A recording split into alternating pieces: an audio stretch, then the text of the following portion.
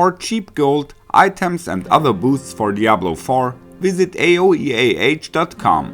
Check out the link in the description, you get 3% off with the code ARIAT. Hello and welcome everybody. My Barb has tasted first blood in the PvP area, and this time I did not change too much compared to the PvE build. Juggernaut was put out anyway, since more than 9230 armor is useless. For PvP, this also was the cap just before. There is no sense in Juggernaut aspect anymore, so I wonder why they did that. But of course I'm okay with that, so I can wear the Harlequin crest without losing any aspects. When playing Selic Amulet, I put out Undying or Might, but in PvP I hardly use it. For dueling, you can also use Rallying Cry instead of Charge.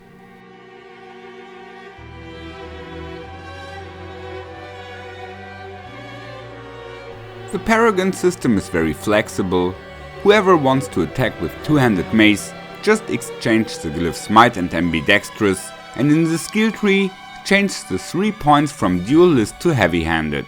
This variant does more damage, but it's a bit slower. After testing both for some time, I decided to play Dual Wield Bash, because I like attack speed. So for my variant, you will need a one-handed mace. By the way, best would be to hit the bash damage affixes when masterworking your weapons. This affix is indeed the strongest to increase damage. So my weapons are not really good yet. At the beginning I just wanted to fully upgrade for the first. When I got enough mats, I will reroll them. Best is to try to hit bash at least 2 times, so I reroll the first 4 or 8 ranks if I'm not happy with the result. When I got it right at rank 8, I upgrade the last 4 ranks no matter what it rolls. That's a quite economical way to min-max your gear. You don't waste too many pit materials and you end up hitting at least 2 out of 3, and maybe you even get a hat-trick. PvP enemies you should be aware of are fire mages, because they still can become immortal by endless use of flame shield. I just made a video about that. Since purple gems don't add damage reduction over time anymore, it has become more difficult to protect against the burning damage. You need much life instead, so the best is to avoid fire mages.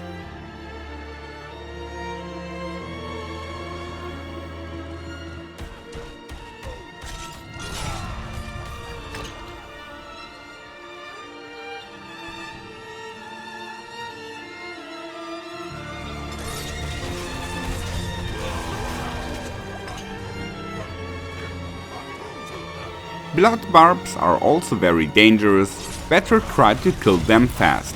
You won't stand the high dot damage for a long time, or you will get ruptured. Gladly, most blood barbs are not very tanky. But I have tinkered out a bash bleeding build, which I will show you in the next guide. And it's almost just as tanky as my pure bash build, so stay tuned.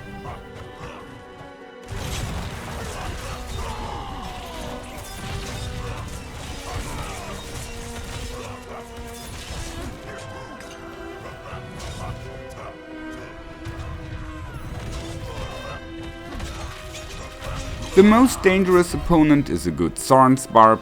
His masses of life make him kinda indestructible, and his thorns do some nasty damage. Sadly, it's very costly to prepare the gear, and best would be to have a good razor plate with 4 stars. With greater life affixes on all items and additional ranks to the passive skill Imposing Presence by Tampering, you can get to up to 300k life and more. The passive skill Outburst adds thorn scaling on your life, so that's some nasty damage. Tough as Nails is also nice to temper on several item slots, like gloves, shoes, pants or amulet. Increased thorns while fortified is fine if playing with Fortify, the bonus is even higher here. I have already prepared some gear to test out different ideas of thorns builds. There is a variant using Jump and Earthquake, which is quite successful in the pit. I wanna try that one too, but for PvP I will tinker something else. Maybe a build combining Thorns with Frenzy, Bash or Double Swing. But for today I say goodbye at this point. Take care and may the loot be with you.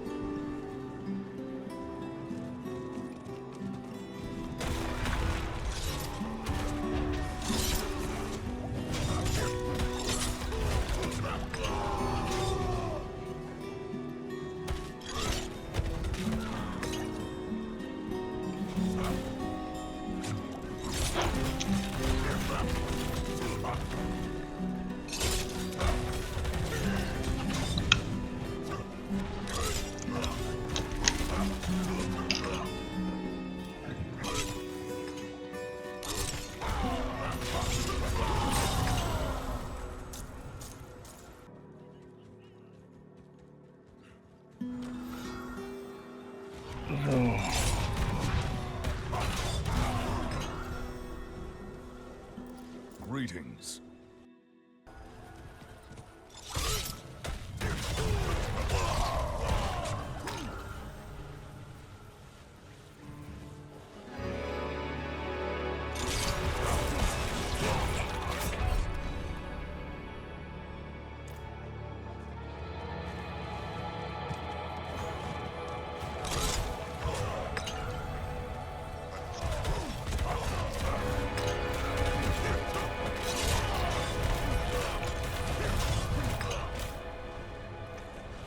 Okay.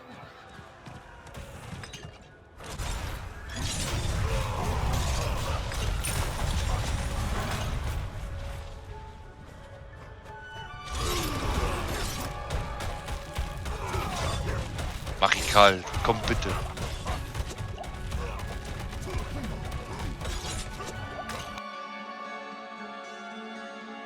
Follow me. Thanks. Goodbye.